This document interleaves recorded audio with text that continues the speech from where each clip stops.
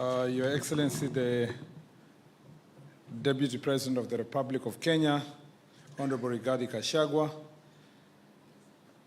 IEK President Eric Ohaga, of course, my peers is here, President of the World Federation of Engineering Organization, Mr. Mustafa Shehu, World Council of Civil Engineers, President Engineer Joachim Abramain. Sorry, we only know how to pronounce Messi. We only know how to say Messi. Yeah. President of Africa Federation of African Engineers, Refilwe Budelezi, senior government officials here from the Ministry of Roads. We have also our honorable members of parliament, led by Engineer Kiragu, who is also a member of the committee. I don't know if my colleague, Engineer Kawaya Vincent, is still here. I saw him online. Is there any other member of parliament who is here? He was here yesterday. We joined the University of Nairobi the same day. So, and before he was called Kawaya, we were very active in the Christian Union, but that's a story. Distinguished stakeholders in the engineering profession, ladies and gentlemen. This morning, I have the greatest pleasure of standing here to invite His Excellency the Deputy President. I am told he is the most high-profile professional and leader in this country to attend this very important convention. And therefore, Your Excellency, we thank you very much for accepting to grace this occasion. And for the record, His Excellency the President had accepted to come for this function. But because of exigencies of duties, on a very short notice, he delegated that responsibility to his deputy, who accepted despite the fact that in the next 1 hour, he has even a more important function to preside over in Nairobi, not in Mombasa. And to show you the commitment of the Deputy President, he is actually going to leave now and to be ready to land and do that assignment in Nairobi. And I thank you, Your Excellency, because you have always been a truthful, committed man in the Republic.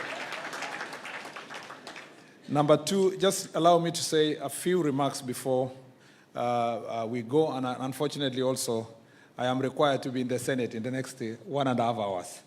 And so together, I thank you. I thank you for coming so that I can make it. Otherwise, I will be in trouble, especially the senators would have a mincemeal of me because I am formally a majority leader, so I would be in trouble. Engineers play a very critical role, Your Excellency. I say so because I have now had the opportunity to serve 1 year in a sector that is led by engineers. What they didn't tell you, despite the fact that they want more positions, which is a good thing, they didn't tell you that the entire road sector is run by engineers. An entire sector is run by engineers. The DGs are engineers, and by law, the DGs are engineers, the regional directors, engineers, almost everybody is an engineer there, and it's something beautiful. And I like working with them, and being in the midst of people who are speaking science and construction, people who perhaps many people assume that they are not outgoing, but they are outgoing in their hearts, Your Excellency. Your Excellency, this sector also plays a critical role. Indeed, everything, including this building, where we are sitting, the seat you are sitting on, everything is engineering. And therefore, we want to appreciate our professionals for building our country. Our country is what it is because of the professional engineers who have given their energy and time to serve this nation.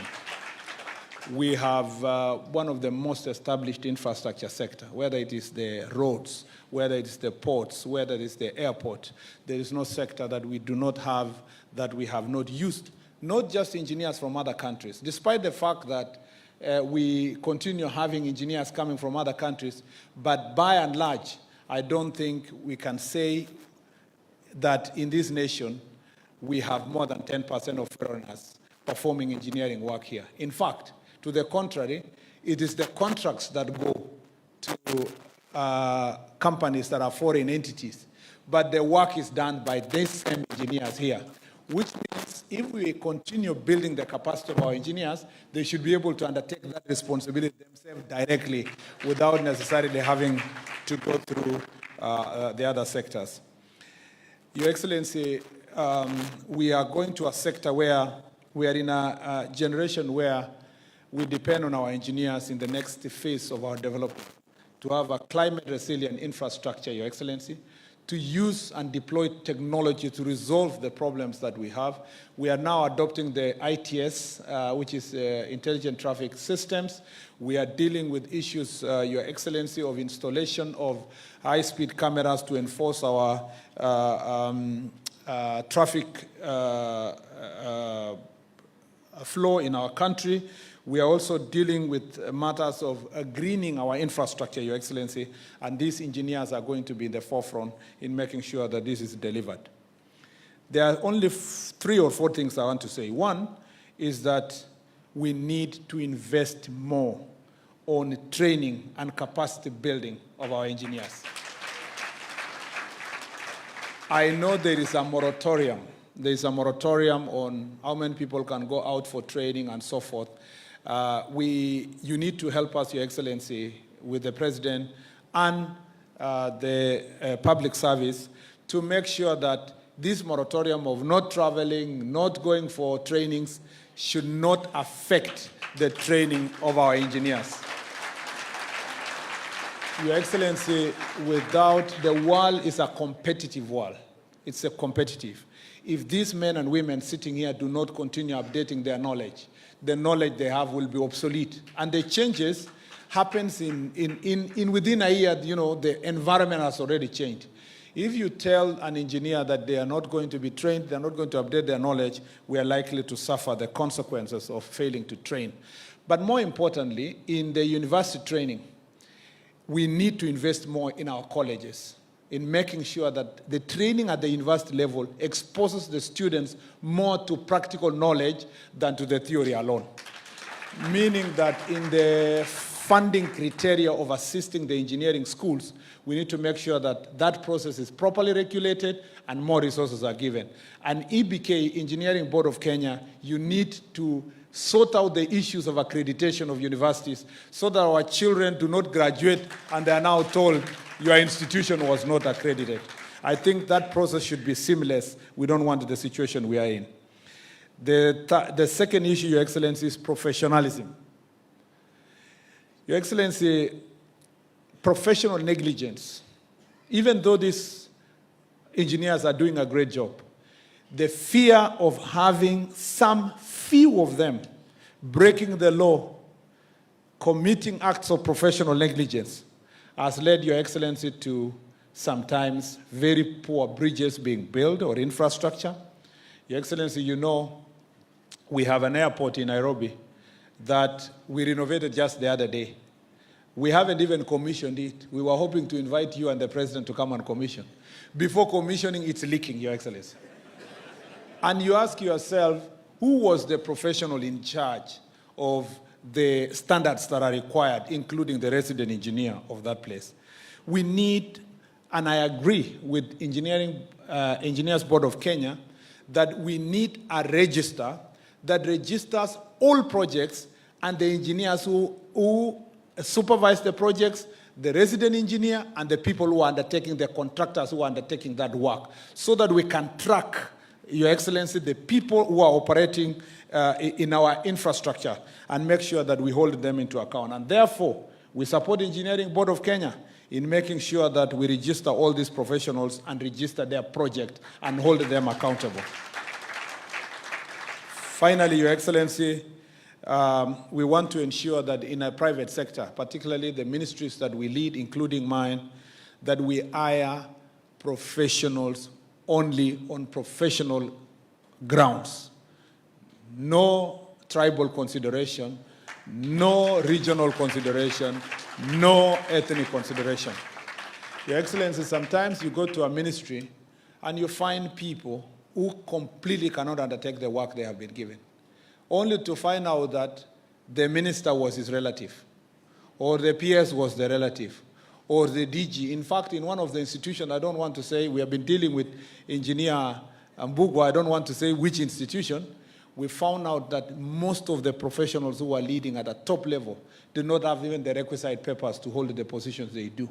And we have exited them quietly, without calling the media, without doing much, because, Your Excellency, we want to make sure that these institutions remain professionals. Something that I promise the country is that I will work hard to make sure that we promote and integrate women engineers to lead in this sector, Your Excellency.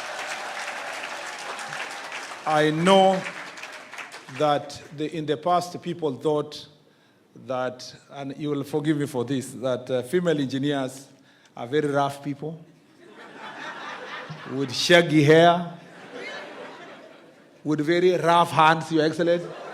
But you can see how beautiful they are. You saw it for yourself, yeah?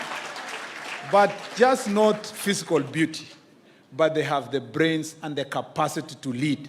And as a father of a daughter, I want my daughter also to grow aspiring to be an engineer and to know that if they become an engineer, they will have an opportunity to serve in this country. Your Excellency, I agree with the people who have said we need to improve the business environment for our engineers, but I want to caution you. Most of you bid for work for the 40% content with foreign companies, but you do so without proper legal advice and protection. In fact, you assist foreign companies to get business in our country because there are mandatory legal standards that have been received. But because you wanted to do it in darkness, you are a professional, but you don't want to use a professional lawyer. And I'm not asking for business for myself. Yeah? You go and agree in a corner somewhere, and then that particular contractor runs away from the contract. How many of you have come to my office saying, I have a payment I'm following from this company, we were part of 40%, help us enforce. If you want the entity and the agency and the country to help you enforce, we want to request you also to go through the proper legal processes of agreeing with the foreign contractor so that your fair share of 40% is secured. And we are ready to protect you, but protect yourself by being also a professional. Your Excellency, I don't want to say more than this. This is not my day, but I felt that I should say these things. These people, Your Excellency, including my sister from South Africa here, my brother here, the president from Nigeria, they have heard about you, but they have not seen you. They know that somewhere in Africa there is a truthful man. And so they don't want me to say too much because this day they came to listen to you. And without much ado, I'd like to ask us to be upstanding to welcome His Excellency, the Deputy President of the Republic of Kenya, with a hand clap.